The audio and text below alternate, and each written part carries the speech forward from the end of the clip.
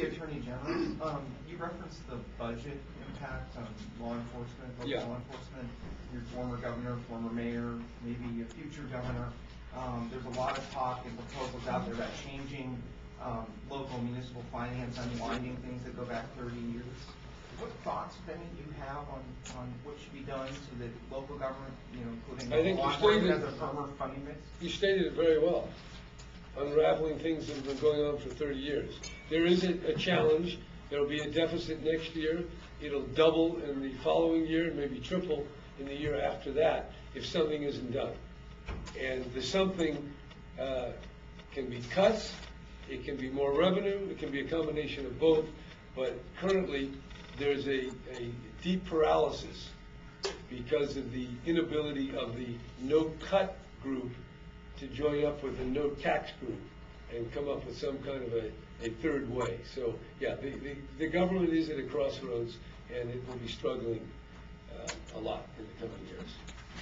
And do I have a simple answer for that? Not today. No, not yet.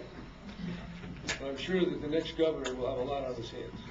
Since you're going into a meeting here, you have some thoughts about the passing of Senator Kennedy? Yeah, I do. He's really one of the great political leaders of our time. I had the privilege of meeting him back in 1960 in my father's office when he was governor. He was then helping the campaign with his brother Jack, and I've had a chance to see him over the years, and he stuck with it. He stayed the course. He is probably the clearest spokesman for a liberal progressive view that the country has had for decades, and he was a man who really knew the Senate.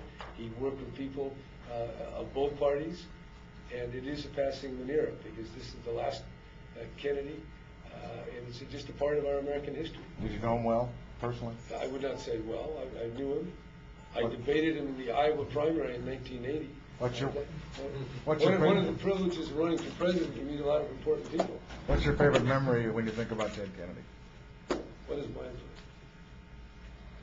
Well, I remember him sitting in the back office. He was waiting to see my father, and I spent some time, talking to him while my father was doing something else. And he was a young guy, and he had a big Boston accent that you could crack with a knife.